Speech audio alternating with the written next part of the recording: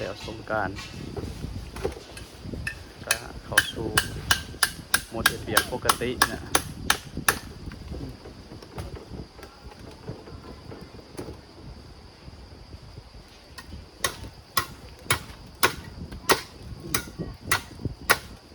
ไม่คอนได้ใช่เปล่าคอนเพราะว่าขึ้นไปเถอะลงมาเบิดล่ะ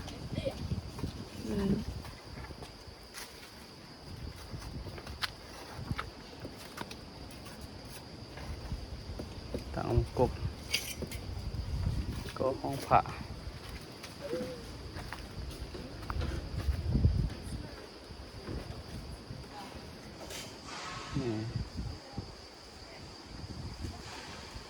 วันบูชาพระนำมัดศีล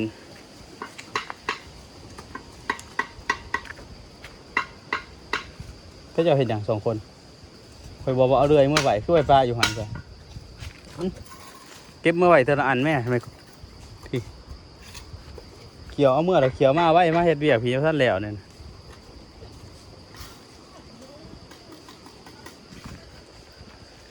ไปไว้ไปเอาเขาบ้าง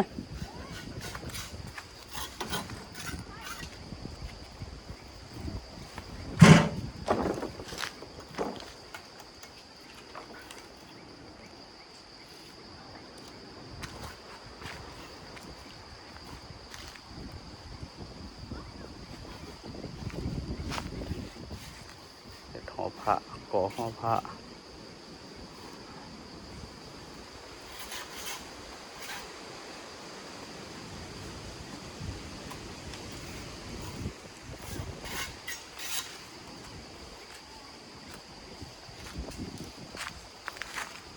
ไอ้นวลมาเอา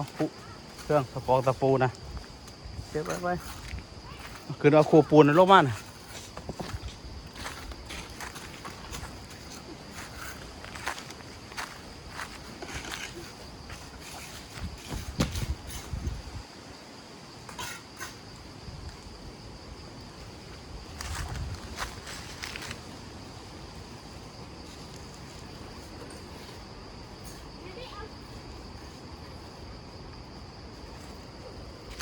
ได้เบียกนึงแรงมานี่เนาะ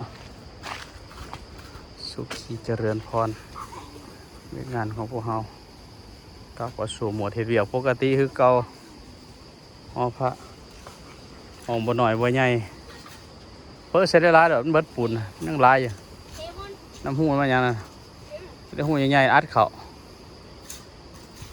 แถวลุ่มนะ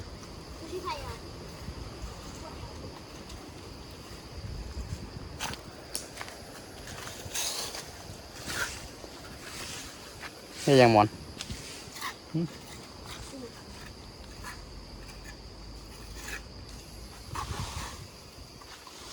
เปิดใส่ทางลุ่มนะทางลุ่มจะโป่งอยู่บ่